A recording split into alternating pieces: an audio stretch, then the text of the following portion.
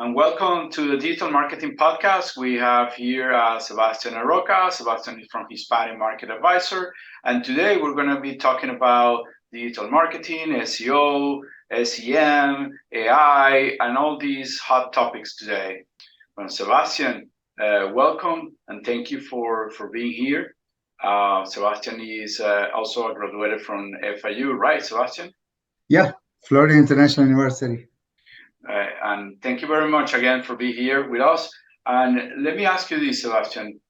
Why do you specialize offering digital marketing services for the Hispanic community and in general? What is young Hispanics?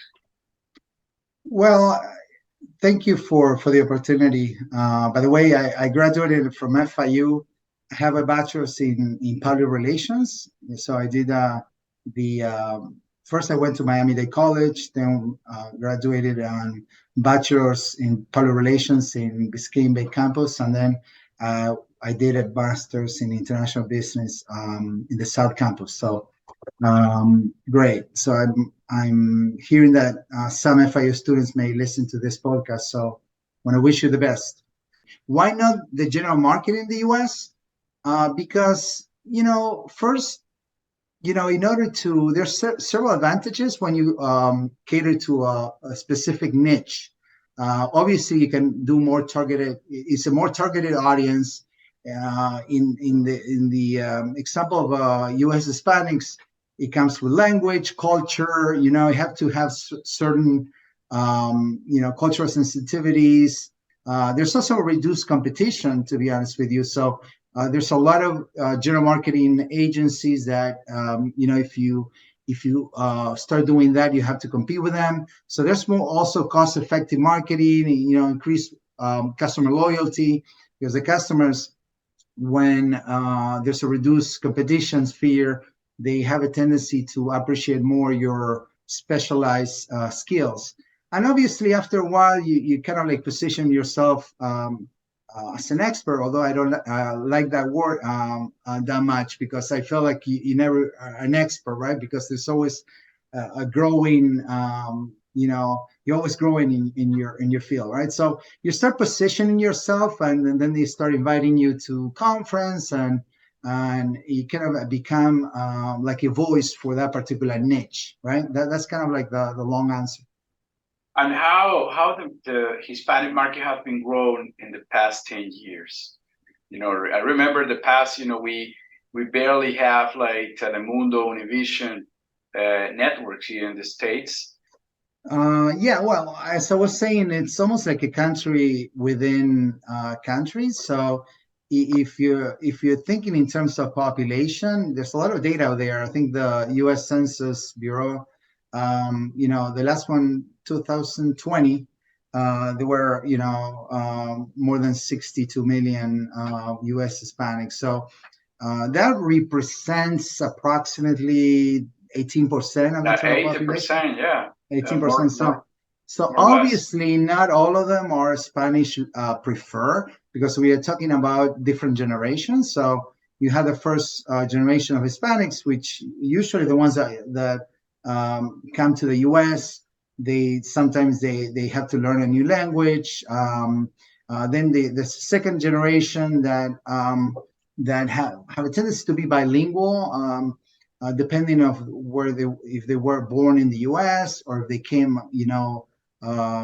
as children, and then you have the third generation.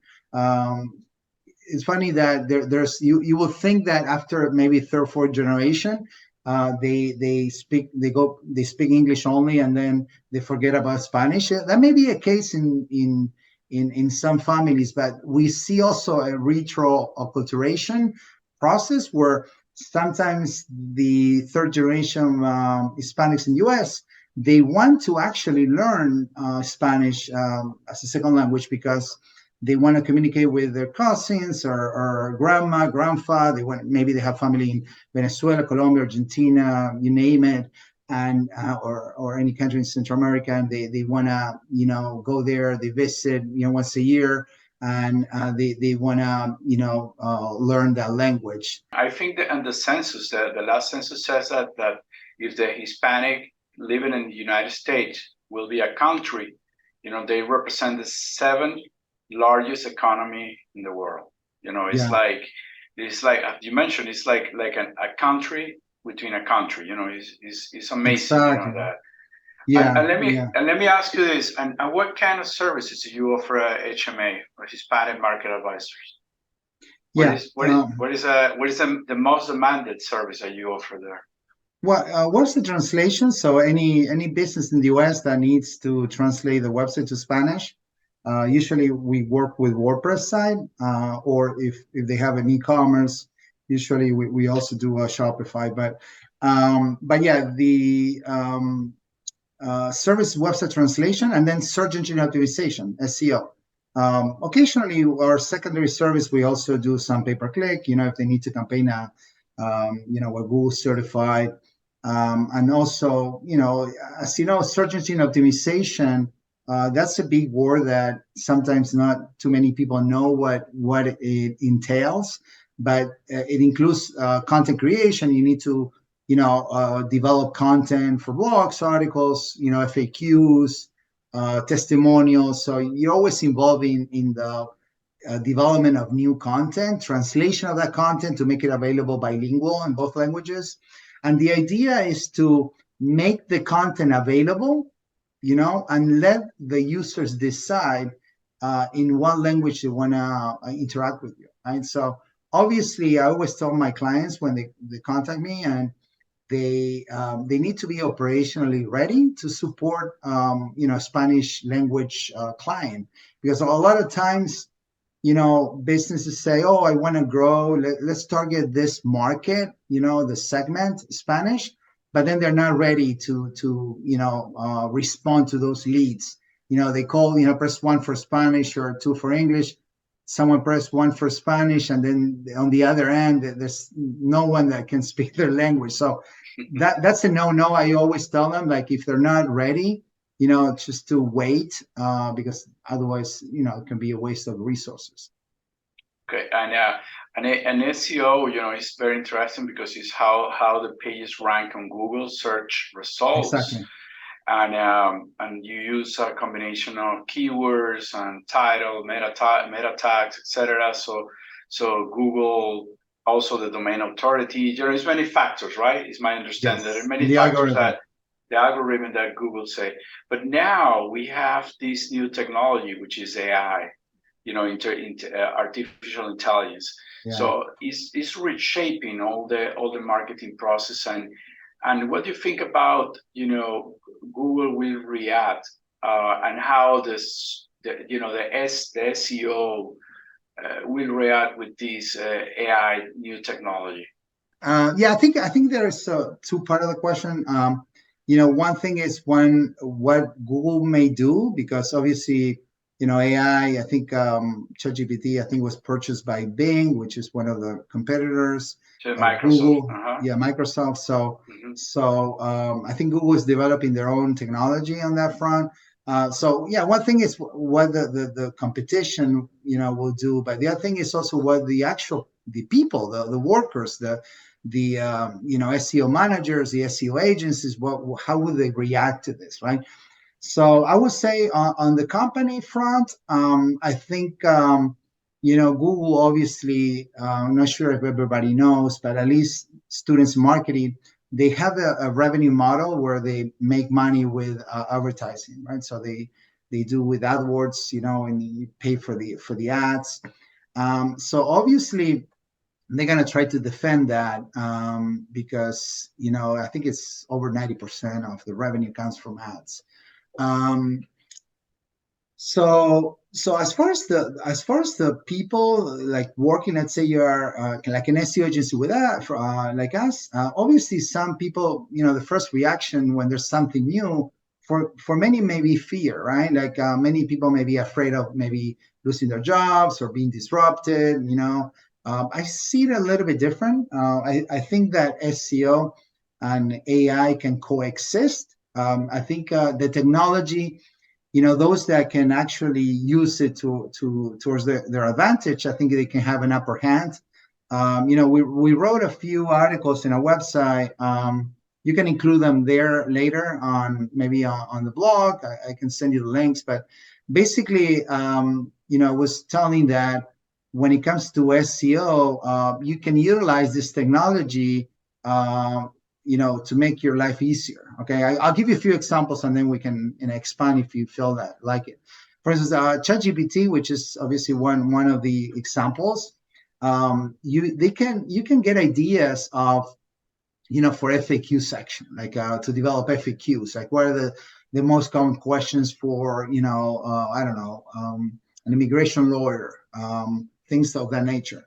So what you can do is you can use that information and then develop content, okay? Develop content. So you can use it to help you build the structure of the FAQ. You can also, a lot of companies, we've done a few, use it in integrated with live chat. So you can use, OpenAI to build a live chat that can, respond in a very smart way to different questions that people ask, website visitors. Also based on it can recognize the IP address and suggest different pages within the website. So there's different ways that you can use this technology to help SEO. You may say, well, how can that help SEO? Well, like you said when you started the question, that SEO is an algorithm. How do you rank? Is Google has an algorithm, and there are many factors that you have to do, right? There are hundreds of factors. Some of them are kind of like when you have the FICO score, you have many factors that make a FICO score.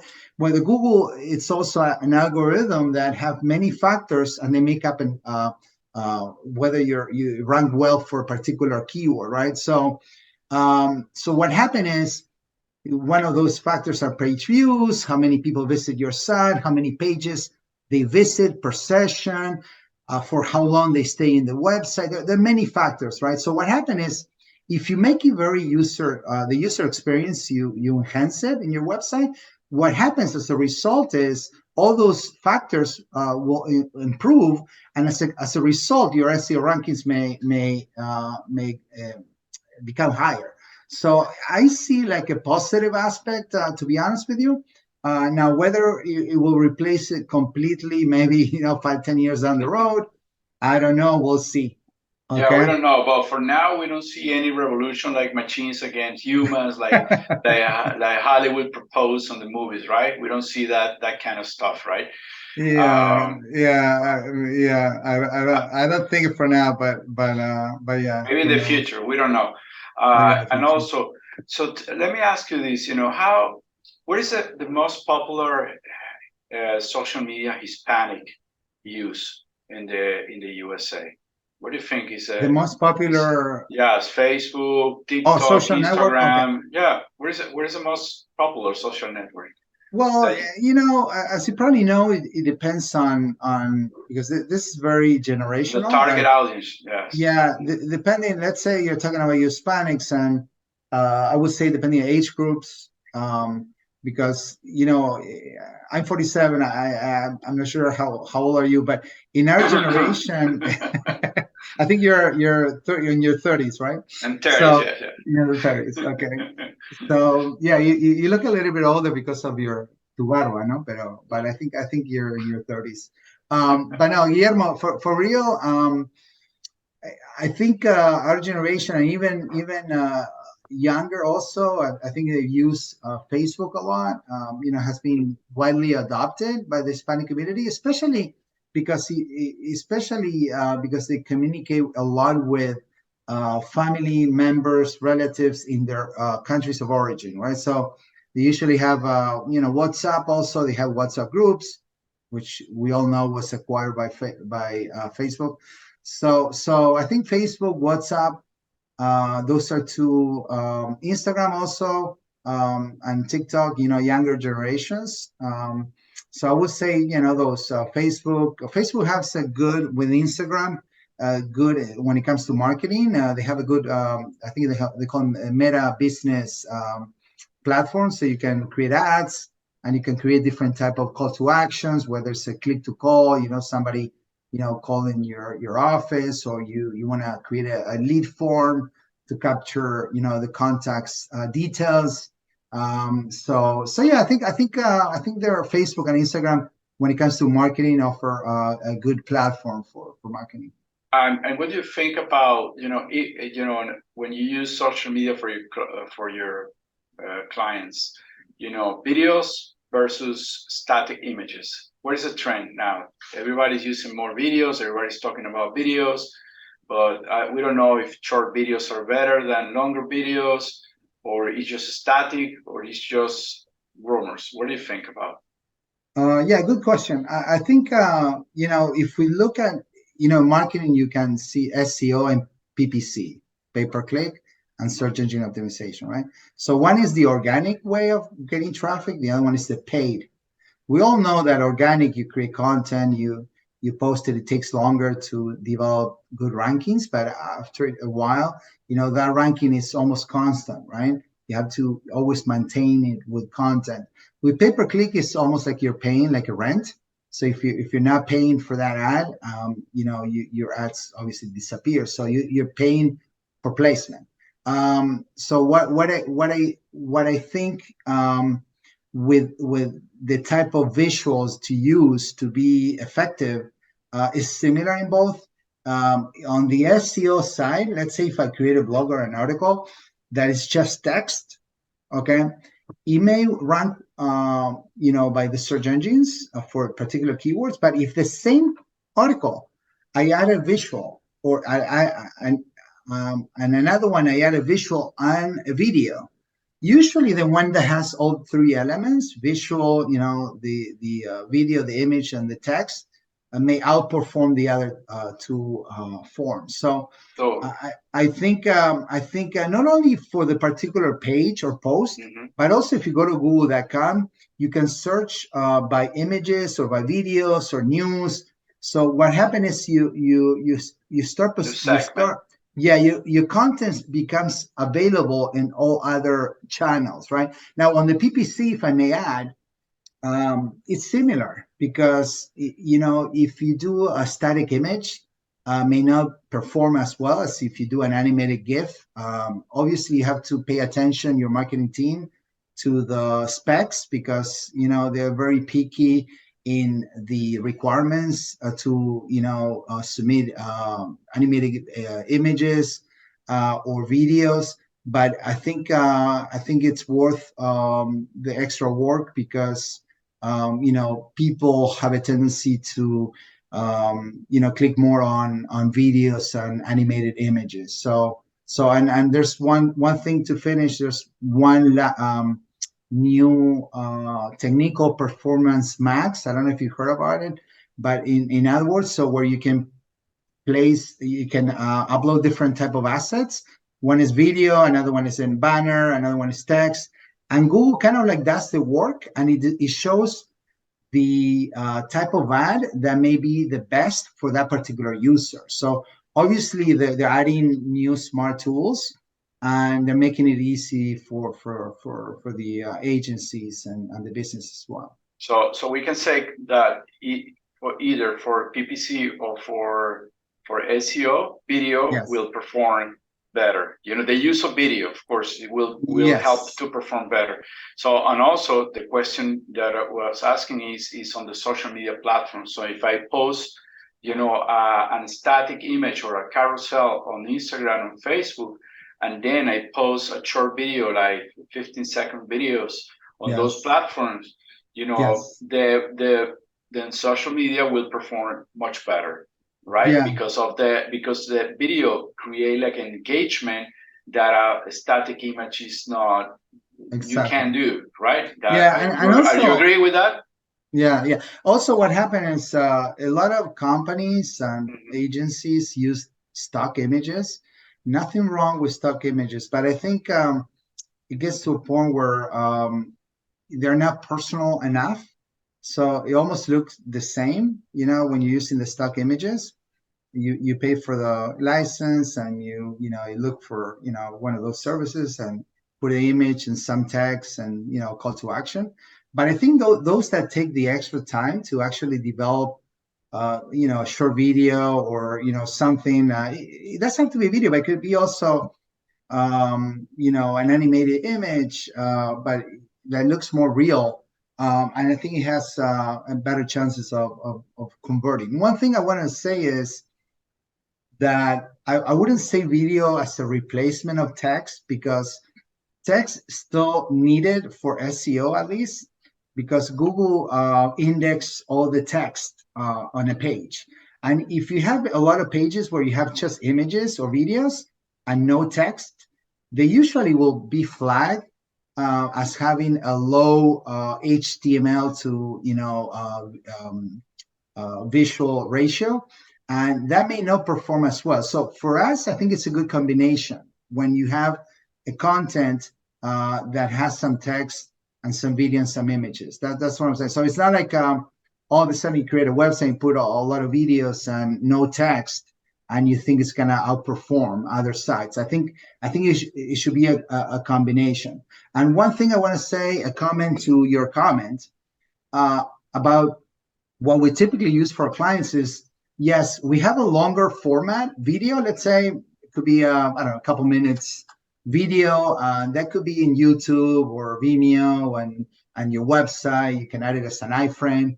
But also you can do the snippets, right? Like snippets of 3 to 10 seconds, because we know that in marketing, especially the younger audience, they have an attention span that is not as high as our predecessors. So I think putting those snippets with key messages where you show just enough, like a teaser, and then you invite them to go to the website or the YouTube if they want to watch the longer format. So I think that's a good strategy. So you always create the longer format first, and then you edit, and you can create a lot of assets from one 2-minute video. Does that make sense? Yeah. Yeah, it makes sense. And how do you see Hispanic market advisors in the next 10 year, and yourself? How do you see the agency? I was hoping that you didn't ask that question. No, I don't know. How it's gonna evolve. I think you have to be very open to change in this industry, in marketing. I remember when the first question you asked me, I said that I wanted to, initially my thoughts were targeting Latin America, right? But then the market told me that there was a need for US Hispanics. And so I kind of like went with what the market was telling me, right? And the same happened with the type of services. I thought that website translation was going to be maybe 70 to 80% of my revenue. But in reality, it's I would say 20%. The other 80% are marketing services, right? Including SEO.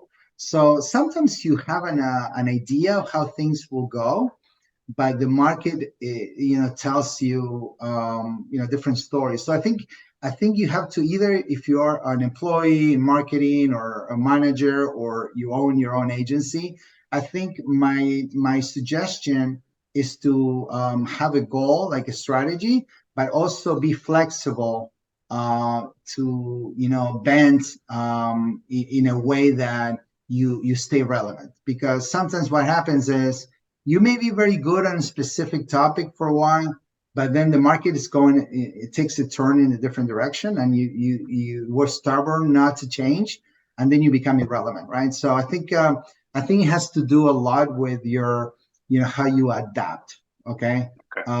So I don't know. We'll see. Hopefully, we'll continue to adapt and stay relevant. But I'll try. I'll do my best. Yeah, the only change on marketing and digital marketing is change, because everything changed. The only constant, right? The only constant. Yeah, the only constant. Yes. Yes. So exactly. any just to close, any recommendation, Sebastian, for a marketer or a person who want to be a marketer, or a marketing student? What do you recommend to them? Yeah, this is a very common question, Guillermo. Like usually we offer some internships, and we work with some students, in a regular basis. And sometimes what I notice is that They want to learn as much as possible and absorb as much as possible from various you know, services or marketing channels. Like they want to learn about PPC, SEO, and email marketing, text marketing, and mobile marketing. And what happened? That's good. Like having that, uh, ese hambre no, no me salía en inglés, ese hambre de It's querer okay. aprender. Yeah, that's great. But I think when it comes to learning, I think it's great. But when it comes to working, let's say you become a new marketing associate or you start your own agency, let's say. My recommendation would be that you first discover what you like, what's your passion, develop your skills, and then focus on performing like maybe one marketing channel. Let's say you focus on social media marketing, right? Let's say you are great with video, so you produce videos, and maybe you offer video development, right? And you become almost like you master that channel, and then I think the market will tell you. The same clients will probably say, "Hey, do you also do this? Or do you also do that?" Right? And then you start, listening to your customer needs, and you start adding new things. But what I think it happens a lot is like a lot of, and I've seen this with agencies too, not just students. Like they wanna target everything. They wanna remember you asked me about why the Hispanic market, not the general market. Well, this is a great example. Like if I added the general market, which I could, not only I will be competing with other agencies, but also what happens is I will dissipate my energy. Now I have to learn more things, and then what happens is you become less relevant on your niche, right? So I think with this is the same. Just try to focus on one area, master that area, then move and acquire another set of skill sets, and then you move on like that, right? And don't rush it, and always test your assumptions, because you may think that a path A is the best for you, but maybe path B or path C is probably best for you. So that would be my suggestion to any students. And I'm gonna leave my email there if anybody's interested in an internship or opportunity. I always try to publish it on our website, Yeah. but I'll make it. I make the link available to you, Guillermo. Yeah, thank you very much, Sebastian. I was about to say, that if anybody wants to reach Sebastian, so check below on the description, and you will see the HispanicMarketAdvisor.com webpage, and you can reach more about Sebastian and their services. Thanks again, Sebastian. I hope to see you soon. Okay. Great. Anytime. Thank you. Okay. Bye, Bye-bye. Guillermo. Bye-bye. Bye.